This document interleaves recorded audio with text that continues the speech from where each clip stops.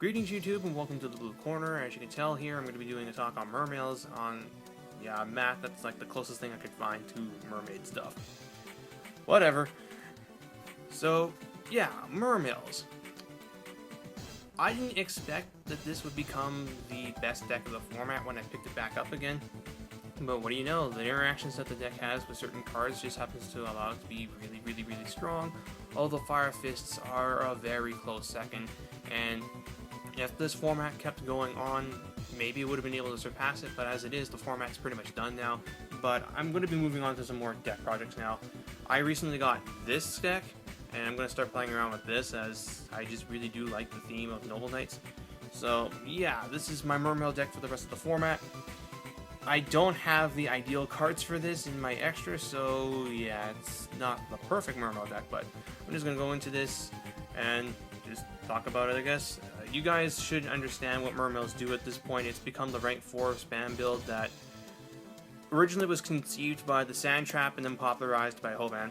And it starts off with 3 Teus, 3 Lind, and 3 Gund,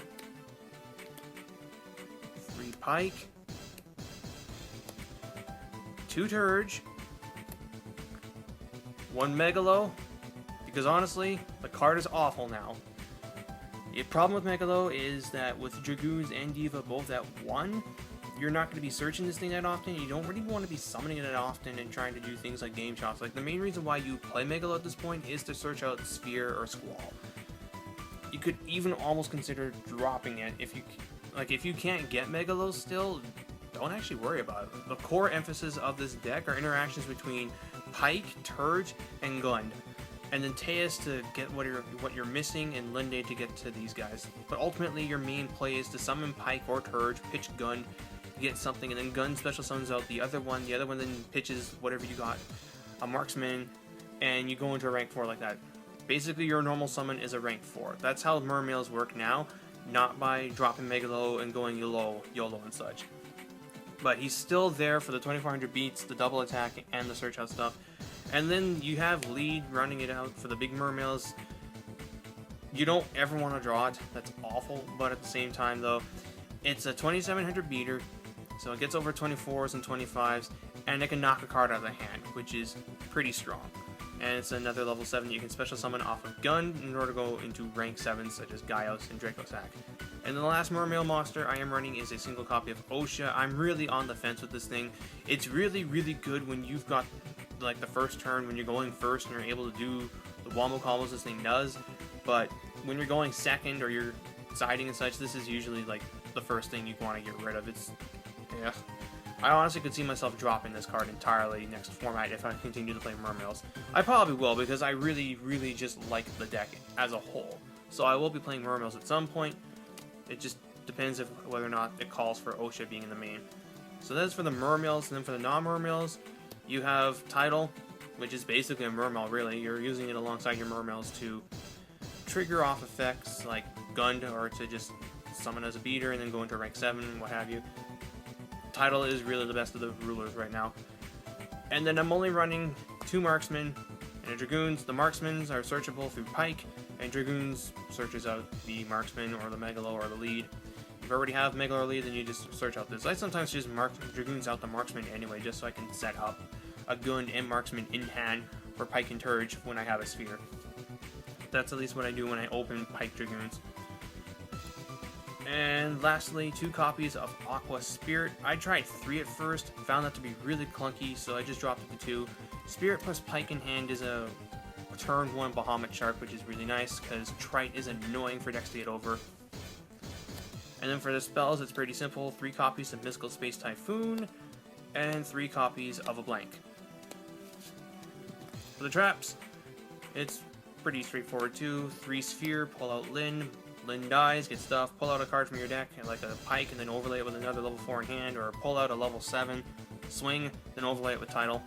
And then 1 copy of Squall.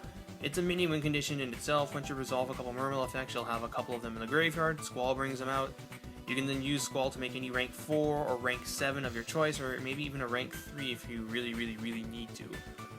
I tried running 2, and I could almost see myself running 2 next format if this gets hit. because then this can become your win condition where you're just constantly shitting out rank 4s, rank 7s, or rank 3s. And then 3 copies of another blank, 2 copies of breakthrough skill. Talked about this briefly, and I'll talk about it again. The idea behind breakthrough skill is you use it to negate a Gaios or a Dweller on the opponent's turn, and if you're in the mirror or just against the decks that make Gaios and Dweller, and then you breakthrough skill it again on the following turn to shut off a Gaios, shut off Dweller, shut off Draco Sack, shut off Exciton Knight, Arc Knight. The versatility of this card is what makes it much better than Phoenix Chain in this deck. And then rounding it out, a Warning and a Torrential Tribute. So that's it for the main deck. As for the extra deck goes, contains 2 copies of Mecha Phantomy's Draco Sack because I'm running Squall. If I was not running Squall, I would cut this down to 1. 1 copy of Big Eye, and 1 copy of Gaios for the rank 7s. For the rank 4s, I am running 2 copies of Dweller, a Bahamut Shark. They're really self-explanatory. There aren't really much for me to explain in the extra deck except like 1 card I'm running in here. You got these guys, and I'm running Maestro. I don't have Arc. I don't plan on getting one yet. I plan on getting one soon, like maybe in the next month and a half. But since I don't have Arc, I'm forced to make do with extremely poor substitutes, and Maestro is the closest thing I can think of that can do something similar to what Arc does, and that's just answer certain monsters. In particular, Maestro will just book the monster, and then I can hopefully try and run it over with a title, as opposed to Arc just taking the monster. Yeah, it's nowhere near as close, but it's the best I can think of. Rounding it out, 1 copy of Crazy Box for when I'm being up against Skill Drain, and then for the rank 3s, I'm running 2 copies of Trite for the Bahamut Shark, and then 1 copy of Engineer. I prefer this over Zen Mines, as Zen Mines will protect itself from destruction, but this protects your other guys for a whole turn. This, like Bahamut Shark, or even like a Linde, if you want to just keep it on your keep it so that on your turn you can just crash Linde into their monster, get something out. So people will prefer to try and deal with the Linde on their turn so they can kill the monster that you bring out with it. Instead, you can just have Linde be safe until next turn. Linde, the things you can do with it are really, really neat. I guess the concept of using Linde to ram into monsters to bring out something and to do stuff is a bit foreign, but I'm like, it's like Mask Dragon, why not? Summon Linde, let it die. Then from your deck you pull out a Pike.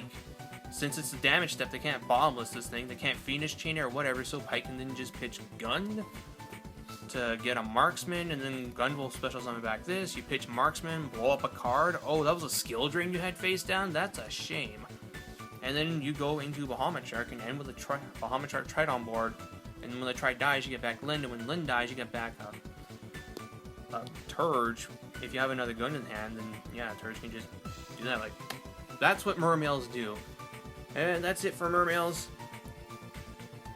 Fun times to be had with this deck. I really did miss playing it. Getting rid of it was indeed one of the things I really regret doing. The other one's, of course, getting rid of my scraps. But now I'm starting to get those cards back, so I'll be able to have actual scraps ready to go for when we get Factory. I'm looking forward to Primal Origin, and just stuff I'm going to be able to do next format, depending on what that ban list does. Hopefully they will not hit Sphere too hard, or Teus too hard. This deck's going to get hit, I know that. I'm prepared for that. I'm still going to be really disappointed in that, but unlike Dragoonity and Dragon Ravine, this one I can see coming.